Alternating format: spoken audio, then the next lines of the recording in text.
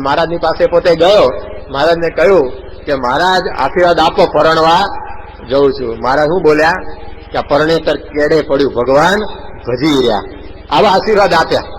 એટલે જમા ખત્રીને આમ લાગી આવ્યું કે મહારાજ પોતે આવું બોલ્યા.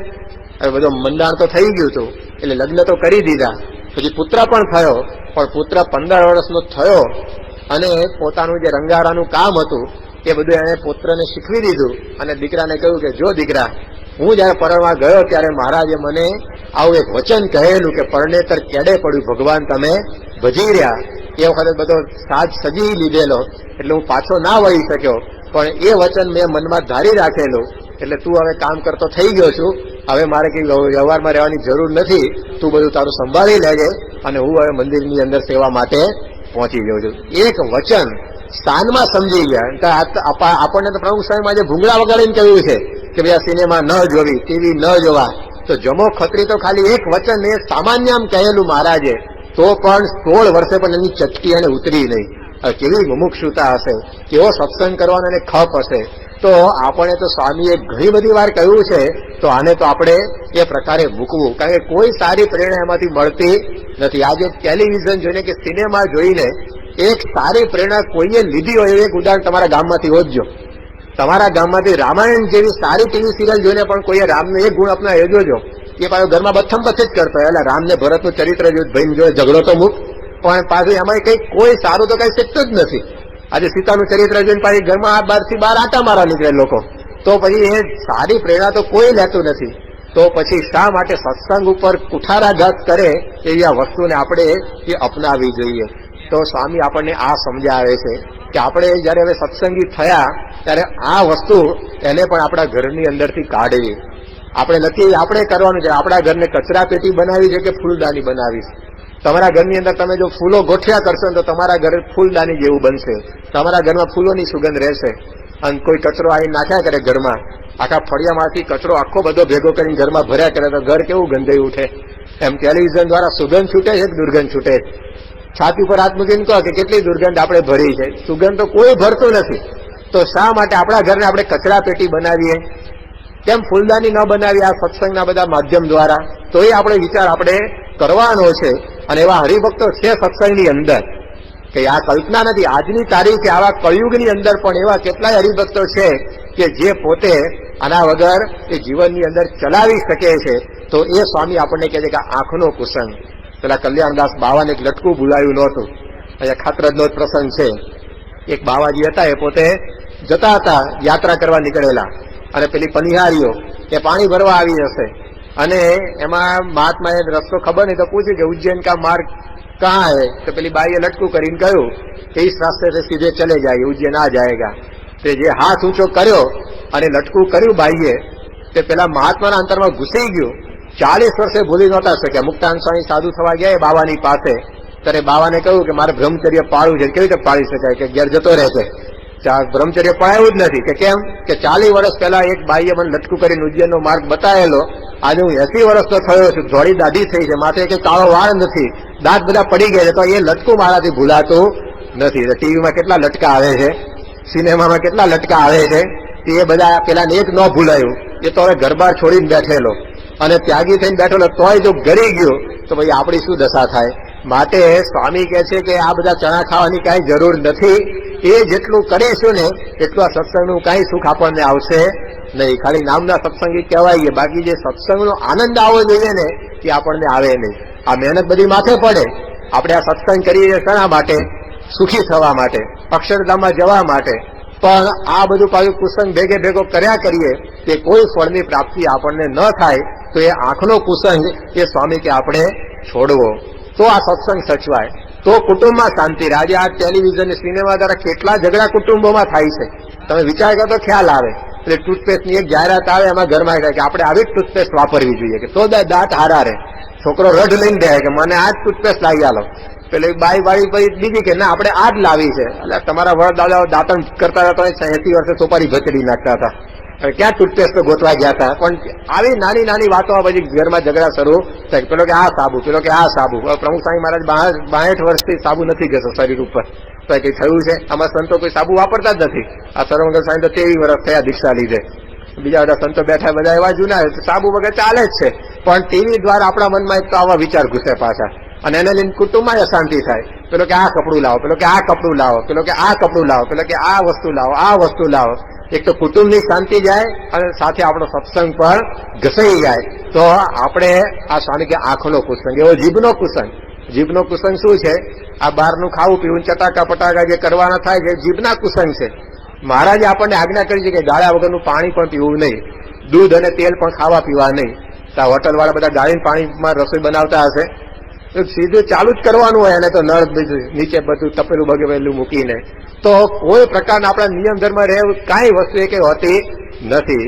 તો એ પ્રકારે એ જીભના કુસંગની અંદર પણ આપણે ઘણી વાર ખેંચે જઈએ. બહારના ખાવા પીવાની અંદર એ આપણો આખો સત્સંગ એ ઘસાઈ જાય. અને જેમ જેમ ઉંમર વધે ને એમાં ખાવા પીવાના ચટાકા વધતા જાય. આ વડીલ શિબિર છે ને એટલે જરા વડીલોની થોડીક વાત કરીએ તો એને આમ વધારે ખાવા પીવાની બધી ઉત્સુકતા જાગે, એટલે એ વધારે પાછા આંટા મારતા થઈ જાય. તો સ્વામી કહે કે આપણે બહારનો કુસંગ આ જીભનો એ પણ કરવો નહીં. સ્વામી ખાવાની ના નથી પાડતા, પણ જે તમને ભાવે ને ઘેર બનાવીને જમો અને ભગવાનને ધરાઈને જમો. તો આ જીભના કુસંગથી આપણે પચી જઈએ. પ્રમુખ સ્વામી મહારાજ કોઈ દાળ કોઈને ભૂખે મરવાની વાત નથી કરતા, કે ઉપવાસ કરાવી નાખીને એવી રીતે વાત નથી કરતા. તમે જમો જે તમારે ભાવતું હોય, પણ મર્યાદામાં રહીને ઘેર બનાવીને ભગવાનને ધરાવીને. પરંતુ આ જીભના કુસંગને લઈને ઘણીવાર આપણો નિયમ આ રીતે તૂટતો હોય છે, અને એમાં આ સત્સંગ આપણો ઘસાઈ જાય. જુનાગઢના ગોકળ ભાટિયા હતા, હવે એની માતા એને સત્સંગ નહીં, દીકરાને સત્સંગ થયેલો એટલે એને મહારાજની પધરામણી ઘેર ગોઠવી.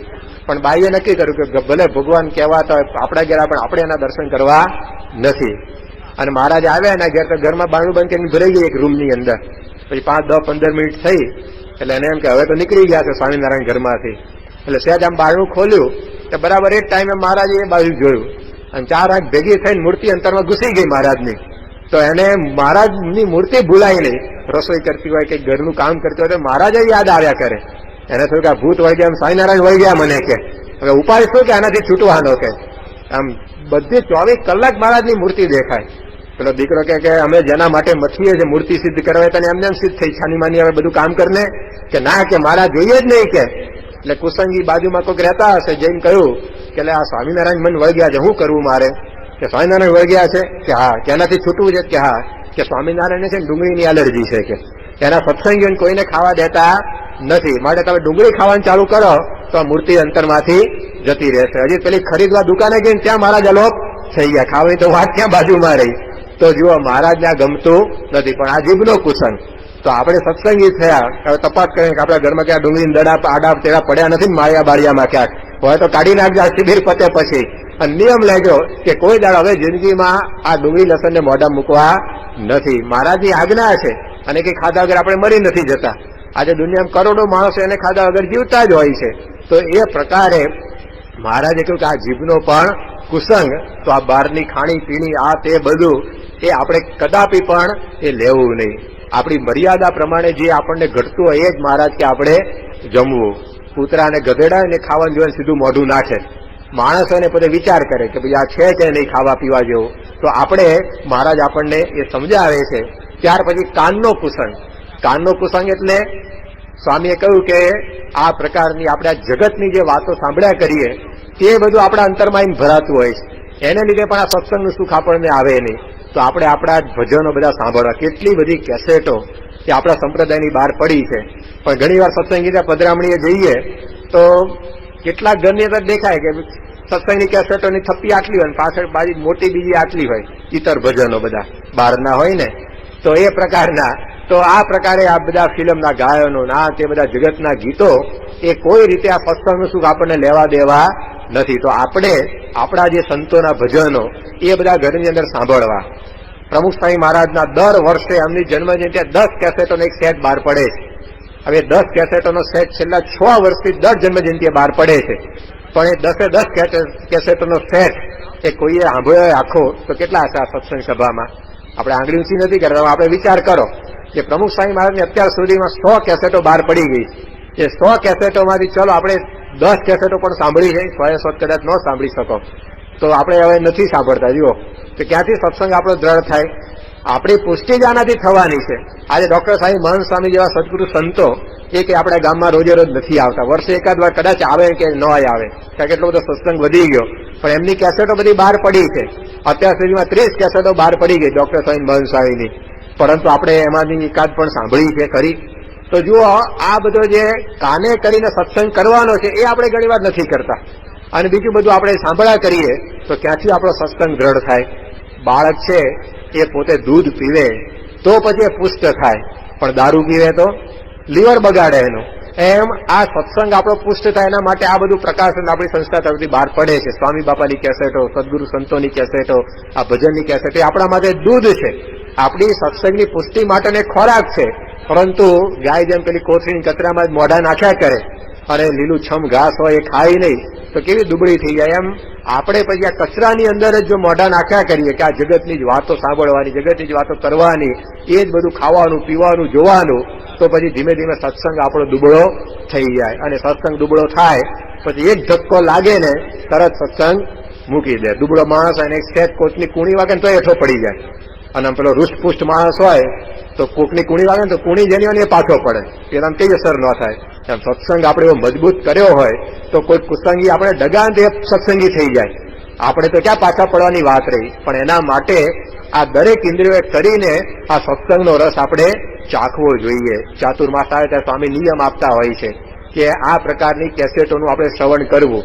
હવે ચાતુર્માસ આવશે 2 મહિના પછી, તો આ વખતે બરાબર દ્રઢપણે નિયમ પાળવાનો કે જે શ્રવણ કરવાની આજ્ઞા હોય સ્વામીની કેસેટો એ આપણે કરવી જ છે. અને સગવડ અત્યારે તો ગામડે ગામડે બધાની પાસે ટેપ રેકોર્ડ થઈ ગયા છે, તો આ બધો સત્સંગ આપણે કરવાનો છે અને કુસંગથી બચવાનું છે.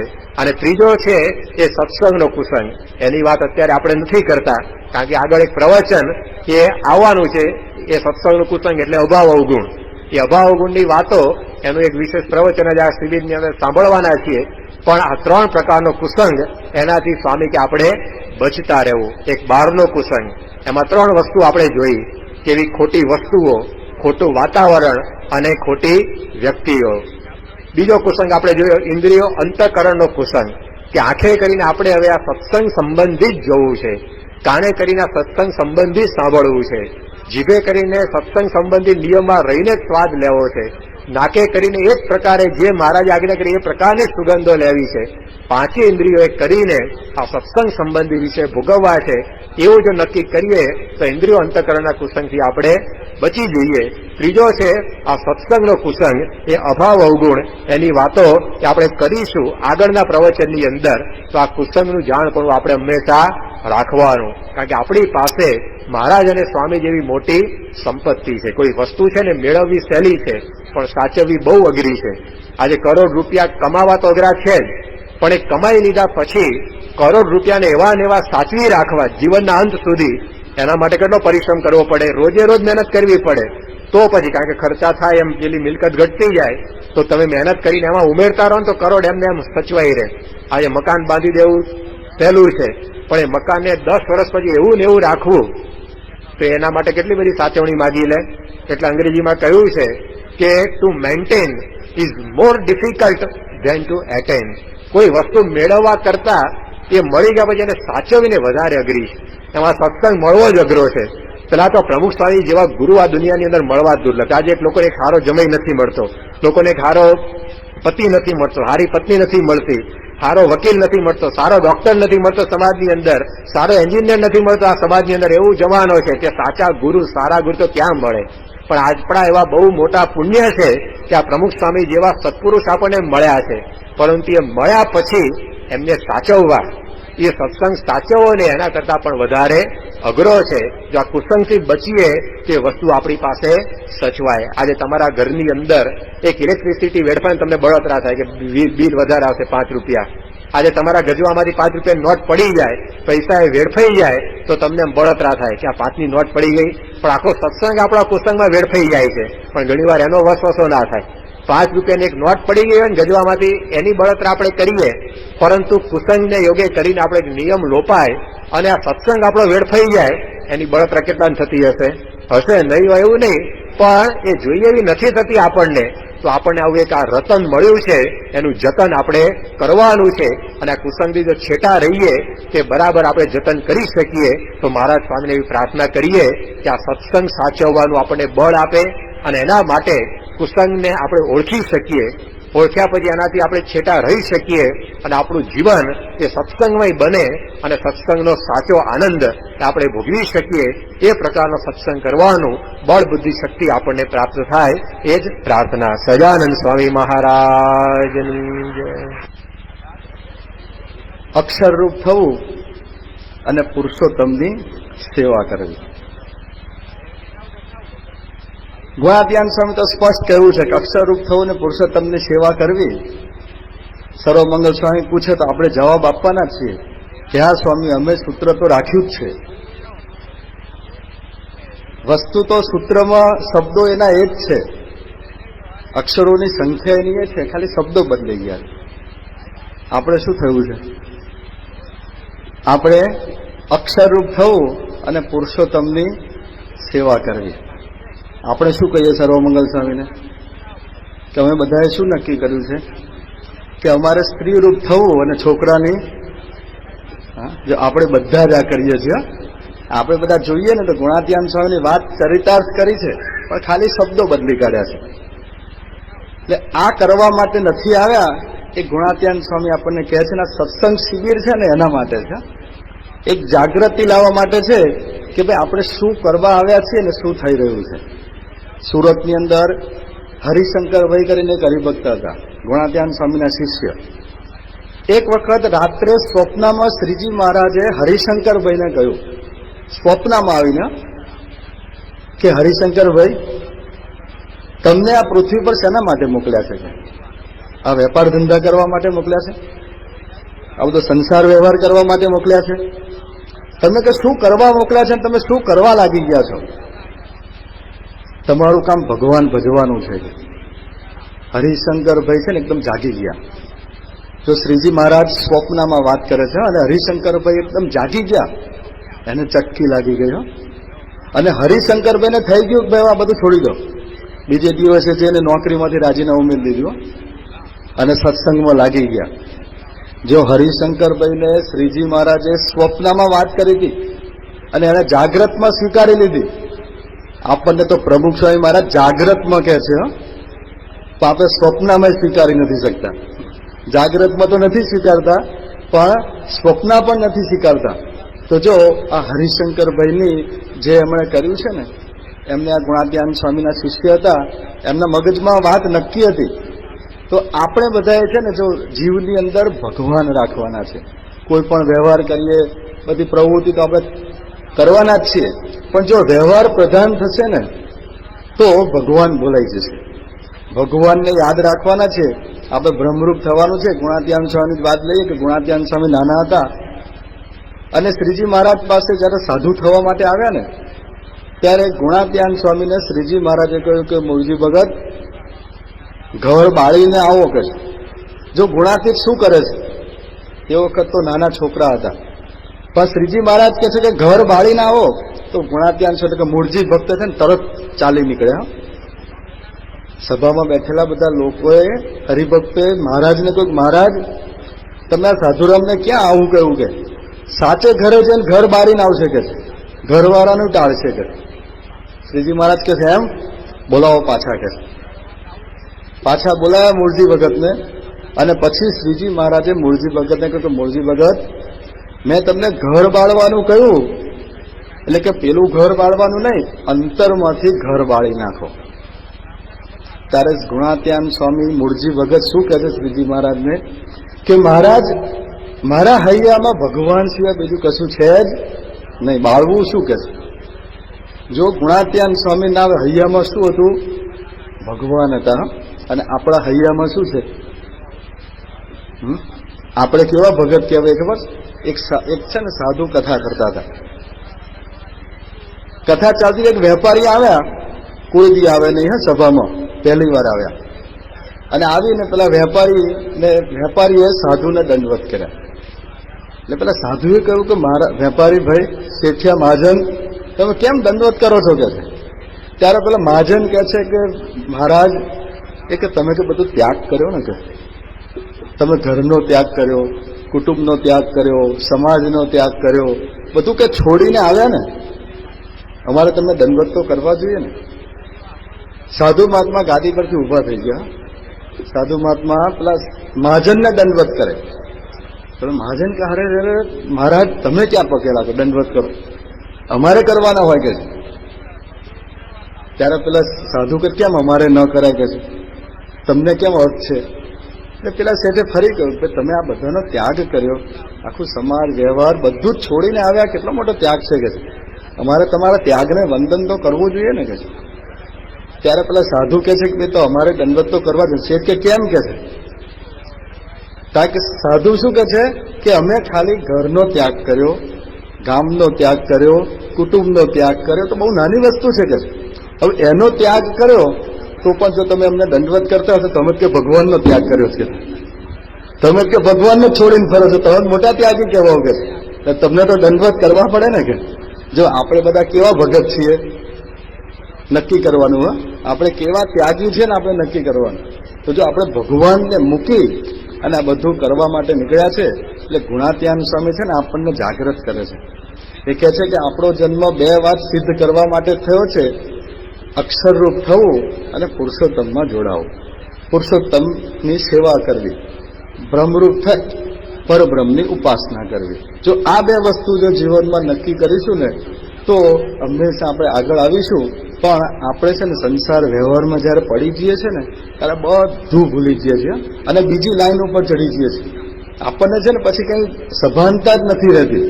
અને આપણે ઘણી વાર છે ને આ બધી શિબિરો છે એના માટે ચેતવણી માટેની હોય છે. ચેતવણી આપે ડોક્ટર સાહેબ બધા છે ને બધા બરોબર ધમધમાવીને કહે, પણ છતાં પણ છે ને આપણે આપણો સ્વભાવ મૂકીએ નહીં. એક વખત છે ને એક દરજી હતો, દરજીને સ્વપ્ન આવ્યું.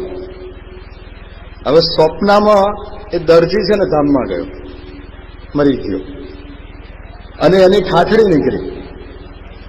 રામ બોલો ભાઈ રામ કરીને ઠાઠડી નીકળી.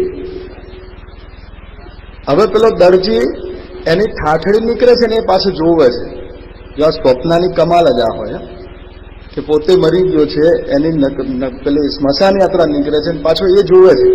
સ્મશાન યાત્રા છે ને સ્મશાનમાં પહોંચી, ત્યાં છે ને સ્મશાન આખું શણગારેલું હતું, બધી ધજાઓ લગાવેલી હતી. હા પેલા દરજીને અંદર ચાલો કંઈક લગ્ન હોય તો શણગારવાનું હોય, પણ મરણના પ્રસંગમાં તો કંઈ શણગારાતું છે, આખું શણગારેલું હતું.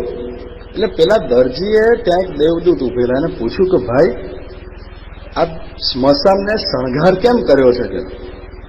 ત્યારે પેલા દેવદૂતે કહ્યું ભાઈ કે તારો ધંધો દરજીનો કે, તું માસ્ટર શું કે છે, તારું કામ વેતરવાનું છે, વેતરીને પછી આપી દે એટલે સીવવા વાળા સીવે, કે તારું વેતરવાનું કામ છે કે. એટલે કે છે કે ત્યાં આખી જિંદગી છે ને આ બધા લોકોના કપડાં વેતર્યા છે ને અને એમાંથી જેટલી કપડાની ચોરી કરી છે ને એની આ ધજાઓ બનાવી છે. આ જેટલું કપડું ચોર્યું છે ને એની આ ધજાઓ બનાવી છે કે હવે કરવાનું શું કે ધજાઓ ગણવા મળે છે કે પછી તારે કે જયારે કયામતનો દિવસ આવશે ને ત્યારે ભગવાન લેખાજોખા કરવા બેસે ને ત્યારે જેટલી આ ધજા છે ને એટલા કોરડા તને મારવાના છે, એટલા ફટકા મારવાના છે તને. હા પેલા એકદમ છે હો આટલા બધા કોરડા આટલા ફટકા ખાવાના કે મારું શું થશે? એકદમ છે ને જાગી ગયો માણસ, આમ અરેરાટી થઈ ગઈ, ચલો આટલું બધું. પછી એણે નક્કી કર્યું કે હવે છે ને કપડું ચોરવું નથી. હા નક્કી કરી દીધું એને. પણ આરો પેલો ટેવ પડેલી જાય એટલે એને શું કે એની બાજુમાં જે બધા એના સહાયક થયા હતા ને જોડે એને કહી રાખ્યું કે જયારે હું વેતરવાનું શરૂ કરું ને તો તમારે ખાલી એટલું બોલવાનું કે માસ્ટરજી ધજા કા ધ્યાન રખના, કે એટલું બોલવાનું કે છે. પેલા અમને ખબર નહીં કે શું ધજા ને શું ધ્યાન રાખવાનું કાંઈ ખબર નહીં. પેલા તો માસ્ટરજીએ કહ્યું એટલે કહી દેવાનું કે પેલો વેતરે હા દરરોજ એનો ધંધો તો ચાલુ એ શરૂ કરે પાછળથી કોઈક બોલે કે માસ્ટરજી ધજા કા ધ્યાન રખના. હા આમ તો ચાલે, ચોરવાનું બંધ કરી દીધું. 15-20 દિવસ મહિનો થયા ને એક દિવસ છે ને પરદેશના એક ભાઈ આવ્યા ફર્સ્ટ ક્લાસ કાપડ લઈને અને એનો જીવ ઝાલ્યો ના રહ્યો કે આ છે ને આમાંથી એક કટકો કરીશ ને તમારે ગગાની ચડ્ડી હારી થશે કે. એને મન થઈ ગયું હવે જો પેલો પાછળવાળો બોલે તો પાછી મુશ્કેલી, એટલે એને છે ને આડો ફરીને કપડું વેતરવાનું શરૂ કર્યું. પણ પેલા તો બધા તૈયાર હતા બધા. એટલે પાછળથી પેલા બોલ્યા કે માસ્ટરજી ધજા કા ધ્યાન રખના. એટલે પેલો અકર્યો પછી એ કે દરરોજ શું આ બોલ બોલ કરો છો, માસ્ટરજી માસ્ટરજી, એક ધજા ઓર લગ જાય તો इसमें क्या फर्क पड़ेगा કે એમ કરીને કાતર મૂકી દીધી. કે આપણે બધા છે ને સંસાર વ્યવહારના જાળા છે ને કાતરવાના જ કામ કરીએ છીએ. આપણે જે ભગવાન ભજવાનું છે ને બાજુમાં મૂકી અને સંસાર વ્યવહારમાં છે ને કાતર ચલાવ્યા જ કરીએ છીએ. અને આપણે છે ને બધું ભૂલી જઈએ છીએ. આ બધા માસ્ટર આ છે ને ડોક્ટર સ્વામી છે ને અને સૌરવમંગલ છે બધા શું કે છે કે માસ્ટરજી ધજા કા ધ્યાન રખના. જો આ સત્સંગ શિબિર શેના માટે છે? એ કહે છે કે બધા ગમે તેટલું તમે વેતરવાનો ધંધો કરો પણ ભગવાનને ભૂલશો નહીં. આપણે બધા સામે સર્વમંગલ છે કે સ્વામી તમને તમે હું હવાર ઉઠ્યા ત્યાંથી વેતર જ કરો છો કે છે. આપણને એવું લાગે કે એ વેતરે છે આપણને એમ. હા, એમને આપણે બધા કહીએ ને કે સર્વમંગલ છે તમને શું સમજણ પડે કે અમે તો ગોકુળિયા ગામ વાળા કહેવાઈએ કે અમારા ગામમાંથી તો ત્યાગલો સ્વામી થયા કે છે, અમારા ગામમાંથી તો બાલમુકુંદ સ્વામી થયા કે છે. અમે તો એવી જગ્યાએ રહીને કે બે બાજુ બકરીઓ છે એની વચ્ચે વાઘની જેમ રહીએ છીએ કે છે. હા, આપણે બધું આવું બધું લગાવીને બેસી છીએ. આ ગોકુળિયું ગામની વાત કે આ સદગુરુ આપ્યા, પણ આપણું શું, આપણે શું કર્યું? તો જો ગોકુળિયું ગામ આવે તો ગોકુળિયું ગામ ભૂલી જવાનું. બાપ દાદા કે બાપ દાદા બહુ મહારાજની સેવા કરતા હતા, ભાઈ એને કરી પણ તારે શું કે? જો આપણે આપણું બધું ભૂલી જઈએ છીએ, ખાલી સિક્કા આપણે યાદ રાખીએ છીએ કે અમારે ત્યાંથી તો બબ્બે સદગુરુઓ થયા, ભલે થયા, ભાઈ સારું કર્યું. પણ તમે સદગુરુ જેવું વર્તન હવે કરવા માંડો. તમારામાં એના ગુણ આવ્યા ખરા? બાલમુકુંદ સ્વામી ત્યાગલો સ્વામી બે આવ્યા તે બેના ગુણ આવ્યા ખરા? કેટલી બધી સત્સંગ માટેની ધીરજ છે બંનેની. હા, અને સતત ગામડે આજે આટલી ઉંમરેમાં સતત વિચરણ કરતા હોય છે. આપણને એની પ્રેરણા લેવાનું મન થાય ખરું? જો આપણને નથી થતું, પણ જો આપણે એ કરવાનું છે. પેલા ઋષિ મુનિઓ એમ કહેતા ને કે 4 આશ્રમ પાડ્યા અને 50 થાય ને પછી 51માં થાય એટલે શું થાય? વનમાં જાય. પછી એને છે ને બધું છોડી દેવાનું હોય અને બધું છોડી અને ભગવાનનું જ કામ કરવાનું હોય. આપણે તો વન પસાર કરીને આગળ નીકળી જઈએ ને તોય ભગવાન યાદ આવતા નથી. એટલે આપણે તો કરવાનું શું છે કે આ બધા છે ને આપણને સતત આપણને છે ને અનુસંધાન આપે છે. તો આપણે બધાએ છે ને હવે મંડી પડવાનું છે, ભ્રમરૂપ થવાનું છે, પોતાના સ્વભાવ દોષ પ્રકૃતિઓ છોડવાની છે, અભાવ ગુણ લેવાના બંધ કરવાના છે, કુસંગને ઓળખવાનો છે અને સાચા સત્સંગી થઈ અને સત્સંગનું જે કેસર કેરી જેવું સુખ છે ને એ આપણે સુખ લેવાનું છે. આપણે બધા લઈએ છીએ ખરા, પણ એકલ પેટા નથી થવાનું. સુખ બધાને આપવાનું પણ છે. જો આપણી ફરજ આ છે કે આપણે સત્સંગી થઈ ગયા, સત્સંગ થઈ ગયા એટલે પૂરું નથી થઈ જતું. આપણે બધાને વાત કરવાની છે. આપણને જે માલ મળ્યો છે ને એ માલની વાત બીજાને કરવાની છે. જો એ કરીશું ને તો આપણે સાચા સત્સંગી કહેવાઈશું. પ્રમુખ સાહેબ આજ આટલું બધું વિચરણ કરે છે, આપણી પર એટલું બધું ઋણ ચડાવી દીધું છે ને એ ઉતારવાનો છે ને આ મોકો આવે છે. એટલે બધા છે ને હવે સંસાર વ્યવહારનું કામ કંઈક સર્વમંગલ સાહેબ કે બધા કંઈક છોડવાના તો નથી જ તમે, પણ કહે કે સંસાર વ્યવહારમાં રહી અને આ ભગવાનનું ભજન કરવું અને કરાવવાનું છે ને સિદ્ધાંત રાખવાનો. બધા છે મંડી પડવાનું. ગામની અંદર કેમ બધા જ સત્સંગી ન થાય? આપણા 4 ગામ કે આ 6 ગામ કે 8 ગામના બધા હશે, બધામાં આદર્શ દરેકની પાસે છે, પણ આખા ગામની અંદર સત્સંગ થયો ખરો? બધા મંદિરે દર્શન કરવા આવતા થયા ખરા? બધાને પ્રમુખ સ્વામી મહારાજનો મહિમા છે ખરો? જો આપણે થોડા ઉતરશું ને, આપણે તો શું 100 માણસની સભા થાય એટલે આપણે બહુ મોટી સભા થાય. આપણે બહુ મોટી શું થાય? આખું ગામ આવીને બેસે ને ત્યારે સત્સંગ થયો જાણવો. હા, ત્યારે સત્સંગ થયો જાણવો. એટલે આપણે બધાએ મંડી પડવાનું છે.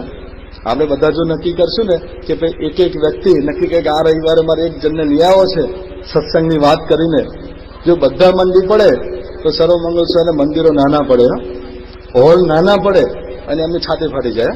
એને અંદર ઓહો સત્સંગ હવે થયો. જો આપણે બધા આ કરવાનું છે. એટલે હવે છે ને બધું છોડીને જ્યાં બેઠા હોય ને, મહારાજે કહ્યું કે હળતા ચાલતા ખાતા પીતા સર્વ ક્રિયાને વિશે ભગવાનનું ભજન કરવું અને આપણે જોડે ઉમેરવાનું, કરવું ને કરાવવું. બધાને વાત કરવી.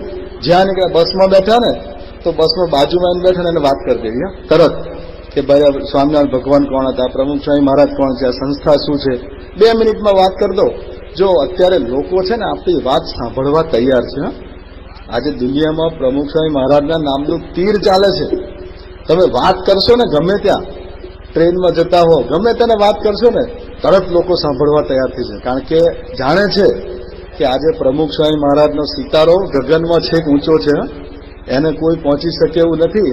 જો આપણને આવા ગુરુ મળ્યા છે, આપણને આવા શ્રીજી મહારાજની પ્રાપ્તિ થઈ છે, તો આપણે બધા છે ને જીવમાં બળ લાવી અને આ જે સત્સંગ શિબિરમાં આપણે આવ્યા છે ને, અહીં તો સાંભળજો અને ત્યાં જઈ અને આ બધી વાતો વાગોળજો અને પછી બધા મંડી પડશો ને તો આવતી સાલ સત્સંગ શિબિરમાં છે ને ખાલી એક ગામની શિબિર થવી જોઈએ. એક ગામની, આ તો 4 ગામ ભેગા કર્યા, 6 ગામ ભેગા કર્યા, તો એક ગામની શિબિર થાય. સર્વમંગલ સાહેબ મૂંઝવણ થવી જોઈએ. લિસ્ટ લઈને આવી જાય ને કાર્યકર્તા એમ થાય કે હવે કરવું શું. તો જો આપણે તો સત્સંગ કરીએ પણ બીજાને કામ કરાવવાનો, અને બધા છે ને પાક્કા સત્સંગી થઈ અને યોગી બાપાએ જે આપણા ગામોને નામો આપ્યા છે, જે બધા સદગુરુઓ થયા છે, તો આપણે પણ બધા એમનામાંથી પણ કંઈક પ્રેરણા મેળવી અને સારું જીવન જીવી અને આપણે બધા પણ બધા અક્ષરધામને અધિકારી બનીએ જ પ્રાર્થના. સહજાનંદ સ્વામી મહારાજ.